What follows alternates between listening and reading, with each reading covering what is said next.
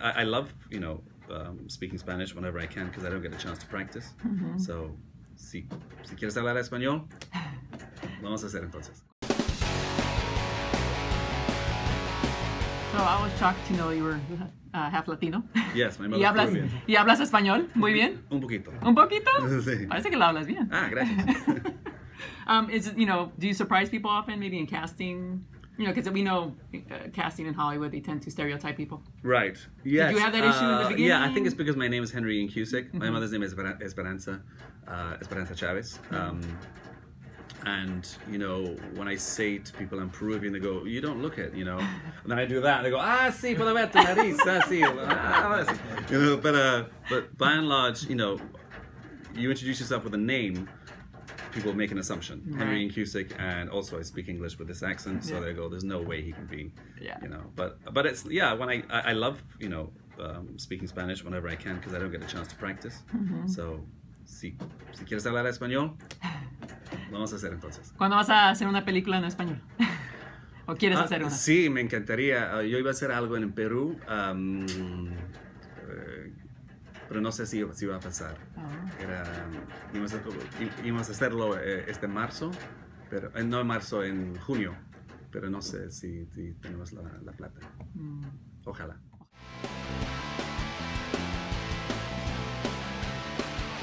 So they've taken. Yes, it is different. You obviously know they've made some characters, some male characters, female characters. They've changed. Amy was a young white girl. They've made Sanaya, but Sanaya is absolutely phenomenal. So she's just, wait till you see 106. It's just, she's brilliant in that. She's brilliant all the way through. But so they've taken some liberties.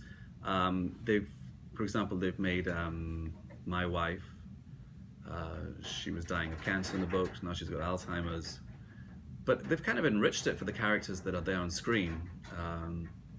My character certainly is enriched. I think that whole storyline with Fanning and Elizabeth is certainly really cool. But yeah, I think, and Justin Cronin, I've said this before, Justin Cronin said every time someone reads the book, they make their own movie in their head. So each time somebody, so I think it's pretty valid. I think they've really, with the flashbacks, they've really enriched the whole show. Now, you talked about the similarities between the book, or the differences between the book and the show as far as the characters, but as far as like the plot or any new revelations, are they going to change it up kind of like The Walking Dead does? They'll throw in a wrench in there? Where... I don't know. We're only on season, we've only just like a quarter of the first book. Okay. So, I think at the heart, they're sticking to the story. I mean, the book is so big, it's so epic that, why would you? There's so many good, it's a great story. It's epic. And I think they're going to be true to that. So. Are you still shooting shows? No, we finished in December. We shot in Atlanta. We finished in December. And I don't know where season 2 will be shot. So between 5 and 6, there's a big shift in the show. A lot of tough choices have to be made by a lot of characters. And it's a really good episode. I just watched it last night. And so to answer your question, there is a shift in my character, and at the end of 105, you saw Elizabeth, and she was infected by the virus, and how Leah deals with that, how Fanning deals with that. I don't want to give anything away, but it's just going to get more and more. You're going to learn more, and people are going to change. They're going to have to take sides. So it's yeah. And are you looking ahead to doing maybe different, like directing or writing your own projects, like? Yes, I've directed a short film, and I directed 2 episodes in The 100. Oh, that's right.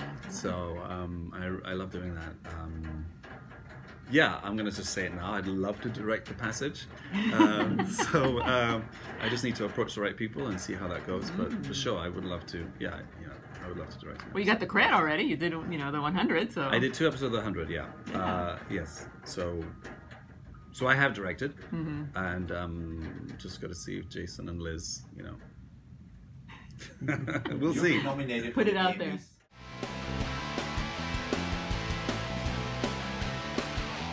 I don't know how this works. Look, listen, when I got lost, I didn't choose it. I just landed the role of Desmond. That was, very fortuitous.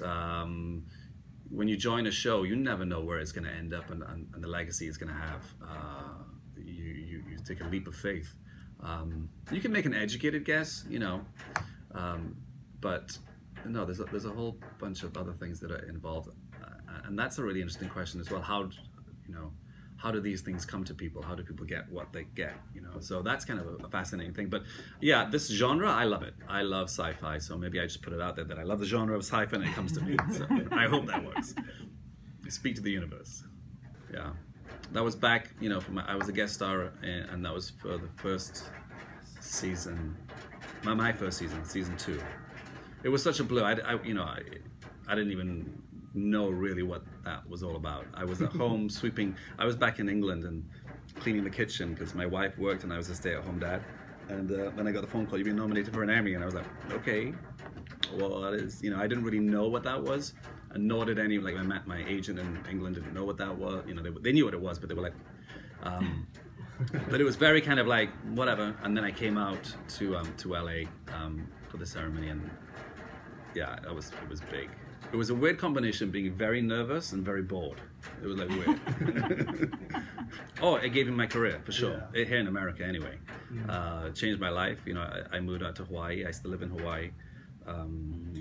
Yeah, Damon and Carl. You know, it was like winning the lottery. It was a moment of like because you know, anyone could have done that. Not, you know what I mean. But it could have been anyone who did that role. I just got it, and yeah, Damon and Carlton, they changed my life completely. So I'm very grateful to that show. Yeah. Thank you. So you tend to gravitate towards apocalyptic, disaster type shows? Well, it's weird. I don't gravitate to, you know, as I said, you know, Lost was offered to me, you know, and I was like, okay.